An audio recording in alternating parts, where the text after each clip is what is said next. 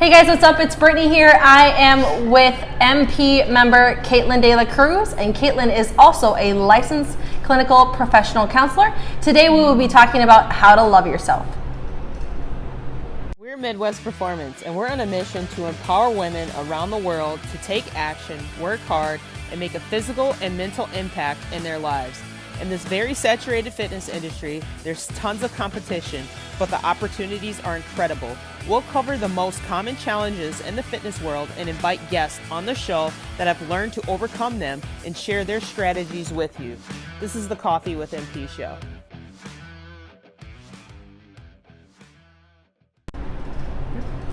Hey guys, what's up? It's Brittany and Caitlin here. We are coming at you live with a special episode of Coffee with MP. I'm sitting here with MP member Caitlin De La Cruz, and I wanted to bring Caitlin on the episode today because she actually is a licensed counselor, and she specializes in millennials, but she also specializes in helping women kind of grow their self-confidence, grow their self-love, learning how to give themselves forgiveness for things, and just learning how to appreciate themselves as females. So I wanted to bring her on today because she did a seminar back in February with us, a Love Yourself seminar, which was perfect for February because of Valentine's Day. And we had a great group of women here, and Caitlin really brought some really awesome practical techniques that women could do on a daily basis to really learn how to love themselves. I was there, Marcia was there, and I learned a lot too about just understanding like how to forgive, like give myself forgiveness for like my procrastination. Like I am a procrastinator, and that's just how I am, and I have to learn how to forgive myself for that, but I also have to learn how to work around that as well. So tell us a little bit about yourself, Caitlin, and then we're going to just kind of dive right into what you talked about at the seminar and some of the tips that we can give the ladies at home on how to love themselves. Great, yeah. So I actually started, I'll talk about MP first. So I started coming to MP, I think it was like last September, October. I started as a 6-week challenger.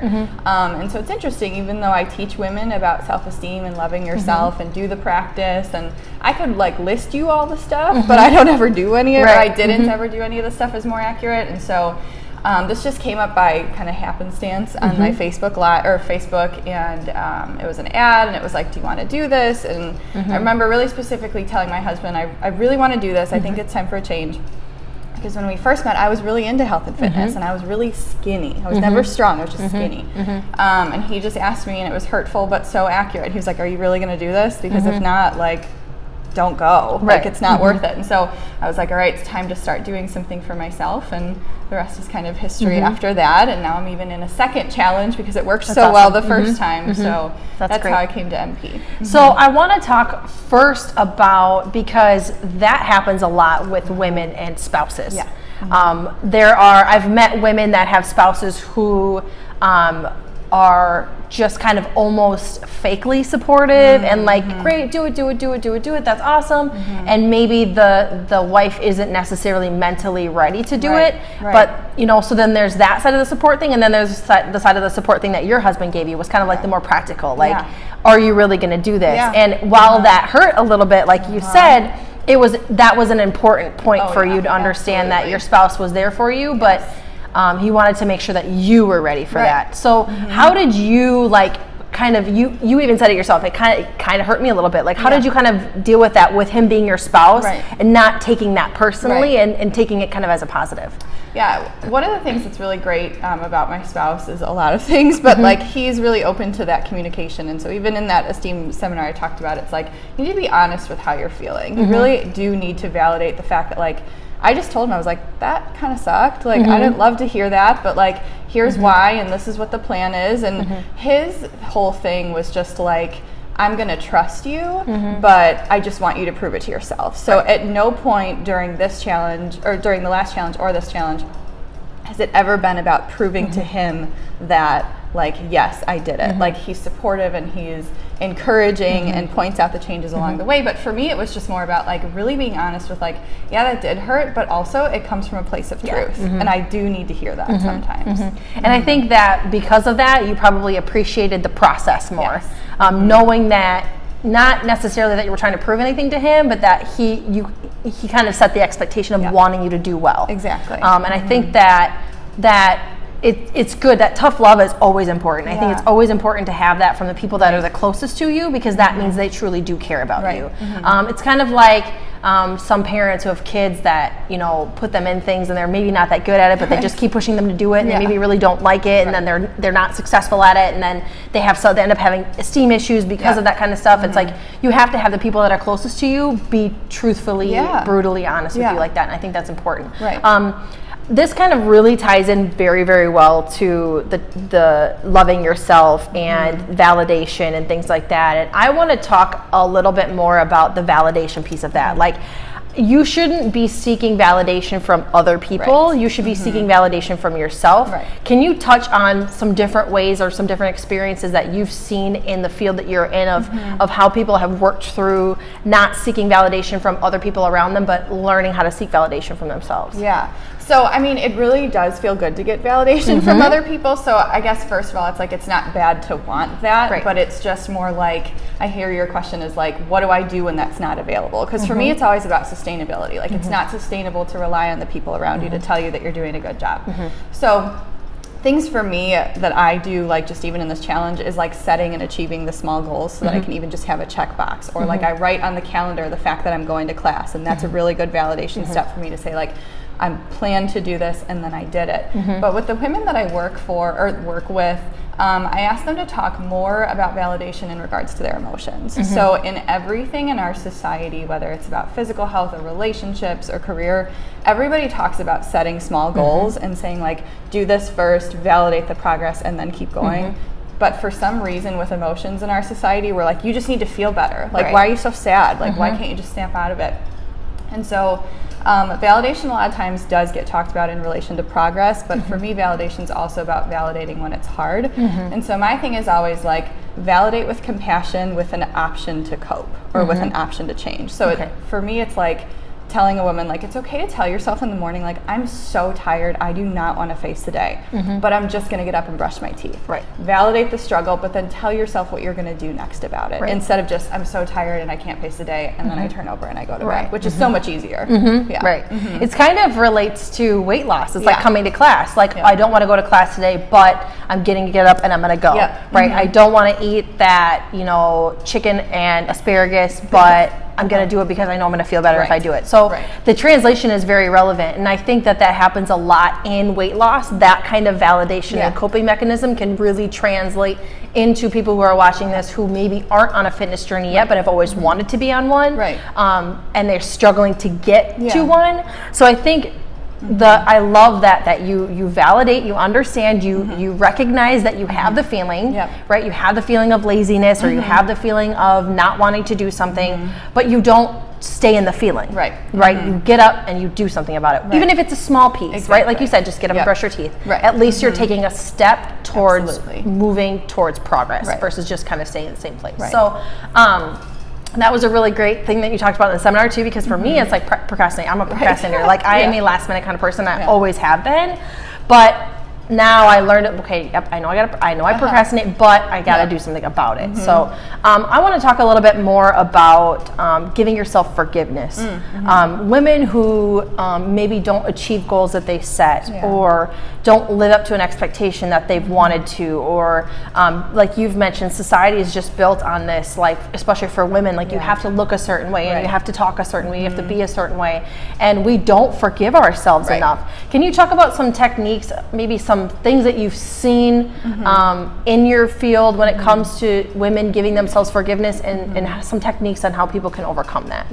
There's one that probably most people have heard of, which is like kind of treating yourself like you would treat a friend, right? And I think it's so simple to think about, but it's so hard to put into practice, because if a friend came to me and said, I was really trying this week to I'll just kind of stick with fitness and health and wellness, but like, I was really trying to eat healthy this week, but something happened and Friday fell apart and I just ate like a half of a large pizza or something like that. I'd be like, oh yeah, that's such a bummer, but you know what? Like, what's your plans for the next step, right? Like, motivation is never fueled by shame, ever. It's always fueled by encouragement and planfulness, like, no matter what. So Then also to relate it back to self-esteem, like self-esteem's a practice, and I think forgiveness falls after that, or falls under that. And a lot of times we're just like waiting to feel like, okay, now I feel like I'm ready to forgive myself, or I feel like I'm ready to care for myself. And the reality is that that feeling probably won't come until after you've started to do it. So practical ways for forgiveness are like not reminding yourself about all of the bad things you've done. Like process through it, think about it, talk about it with somebody if you need to, and then write it down in a notebook and close the notebook. Like it doesn't, literally and metaphorically, like there is no benefit to reminding yourself of all of the mistakes that you've made once you get to the point that you're starting to experience shame. Right. I think that that's so important because a lot of people live in their past mistakes, and a lot of people live in their past, kind of relating again to the fitness and health and wellness area, is that people don't forgive themselves for losing the weight and gaining it all back. People don't forgive themselves for spending money on a personal trainer and then never going. And when they come to begin that health and wellness journey again, they remind themselves of the mistakes that they've made, which all of a sudden puts a barrier in front of them to actually start something that might actually work. And I think I've seen that a lot in just like meeting and talking to different people, is that you know, they have these mindset barriers of like things that they've done in the past, and like those bad experiences stay with them forever, and they don't know how to let them go. So I like that you said write it down. Again, it goes back to validation. Validate that you had that experience. Understand that that was a piece of your life, but it doesn't have to define where you go from here. It doesn't have to be what you are from here on out. And I think that that's so important. So well, I'm sorry, just like really fast, like if you think about like forgiveness with another individual outside of yourself, it's not pretending like the thing didn't happen, right? So if somebody wrongs me, like if I say I forgive them, I'm releasing them from the responsibility of making it up to me. That's what I'm doing. I'm not saying like I'm going to keep putting myself in the situation. I'm not saying I'm going to keep on paying for personal training and never go. I'm just saying like I don't need to make up that part of my life. Like it's over and done with. There's no like checks in the column, like it's done. So, I think that that's so important too, because even in like relationships, like when you forgive somebody, it's not about having to pay them back for what you did wrong, it's just being like, I forgive you. And I think forgiveness is more for the self than it is for the other person. I think some people think that they have to forgive the other person because it's going to make them feel better. And it's not about making them feel better, it's about making you feel better. It's about you releasing that like just everything in your head and just be like, you know, I forgive myself. And there are times where even for me in my past, that like even in health and wellness, like I have to forgive myself for, you know, not holding up to, like you had kind of mentioned in the beginning, like not holding up to the practices of my field. You know, there are times where I don't want to eat healthy and I don't want to work out and I don't want to do these things, and we're not perfect and we're human, and I think that I have to give myself forgiveness. I'm sure you have to too. Sometimes it's just that we're not perfect, you know, we're not, and so I think that that's important. So talk a little bit more about some of the techniques that you did in the seminar, because there was like some paperwork that you had us do and some exercises like that. So let's talk a little bit about that. So I kind of usually have people try to attack their self-esteem in two different ways. So it's usually in your thoughts and in your behaviors. And so self-esteem, like just for quick definition for everybody, for me is practicing a realistic and appreciative and flexible opinion or regard for yourself. So the three things, it's like it's realistic, it's appreciative, and it's flexible. And so what I have the girls here do, and what I have a lot of women do that I work with, is identify a behavior that falls under each of those kind of three, what is it? That's an adjective, I think, I don't know. But identifying like what's one thing that you can do for yourself this week that allows you to be flexible with yourself. What's one thing that you can do this week that appreciates what your strengths are? What's one thing that you can do this week that's realistic to what you can do, really? Like maybe you can't overhaul your entire diet in one day. Like don't do that. That doesn't make any sense. Like just realistically, what can I do today? I'm going to cut out pop today. I'm going to drink water today. That's so awesome. So really identifying specific behaviors, and some of the worksheets that I gave people, I think, was like identifying barriers, right? So you talked about procrastination. Like don't pretend like I'm just not going to procrastinate. Like I'm going to do it like that, because that's what I do. I'm going to do it either way. Exactly. And so it's great. Like I think one of you guys always say like, what is it? Fail the plan to fail. Okay, that's what it is. So it's like, don't pretend like the thing that's been happening is just not going to happen anymore. It's going to keep happening, but you can, the strength that you guys all have, if they do know what it is you can plan around it because you already know what it's about. Right. So that's the more behavioral thing. So I think that to kind of give a little bit of an example is the procrastination. Like, okay, so let's talk a little bit about like real life examples of like being flexible. Like what would be like an instance if procrastination was your thing? How could you be flexible around procrastination? Right. So for me, the flexibility is kind of like over time. So because realistic and flexible are kind of, they coincide a little bit. And realistic is about what can I do right now, and flexibility is what am I capable of doing in this season of my life. So for procrastination, it might be like, I'm going to set my goal to have it done by Friday at 5, but I'm also going to create a buffer that says that it probably doesn't even need to be done until Saturday. Got you. Okay. So instead of like, okay, I'm going to do this, it's like, just like plan for this.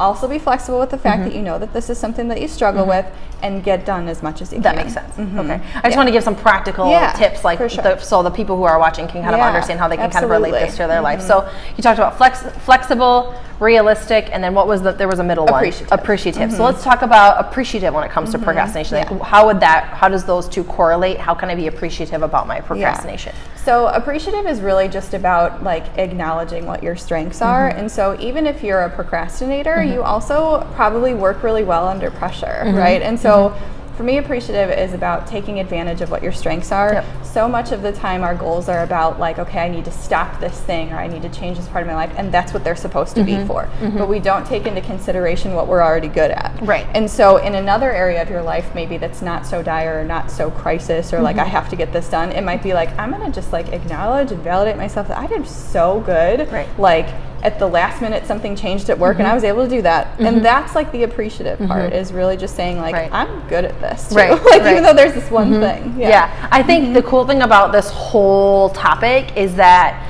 you're talking about things that society and everybody always thinks are negative, and you're really teaching people how to flip it to be a positive. Like procrastination is supposed to be a negative thing according to society, but we're talking about being appreciative of being a procrastinator, you know, and you never really, it sounds so cliche because you never really think about it like that. Like, am I appreciative of my procrastination? It's like, am I supposed to be appreciative of it? Is that weird? So I think that that's great because I think people are going to watch this and be like, man, I never thought about, you know, appreciating my procrastination, you know? So, well, and appreciation is different than permission giving. Like I can appreciate it and know this part of myself, but not give myself permission to be like, oh, it's because I'm a procrastinator. And I think that side of things is almost giving yourself an out. You shouldn't give yourself an out to not be better at the thing that kind of holds you up, You're not supposed to just not try to work on it, but you understand it, you appreciate it, you know that you do it, and then you work to try to make it better essentially along the way. So I think that that's great.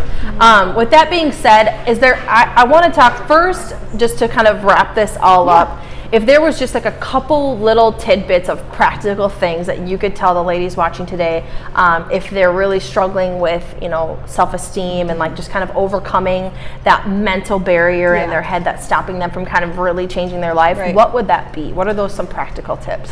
So you can do this in a couple different ways, but really just kind of creating a thought log for yourself. And so like you can Google thought logs and there's like, it's out there, but even though we've talked a lot about behavioral practices, like most people do not pay attention to what they think.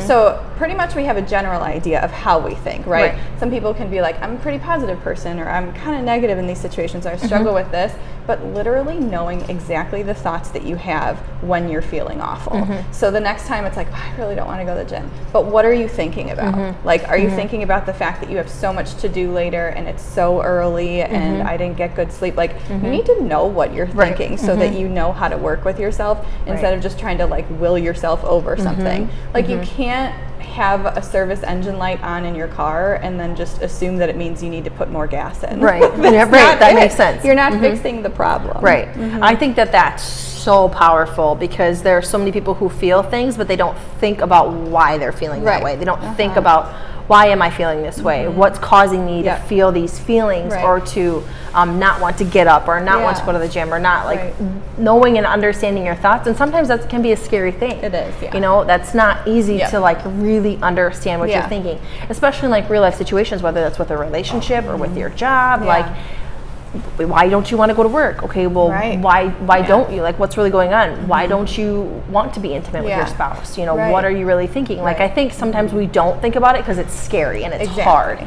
But the only way that you're going to be a better human walking on this earth is to really kind of contemplate the thoughts. So I think that that's really powerful in any aspect of your life, not just in health and wellness, but just in every area as a woman. So where can people find you, Caitlin? Other than here, like if there are people watching right now who are just like, man, I really connected with Caitlin. I'd really like to just go have a conversation with her.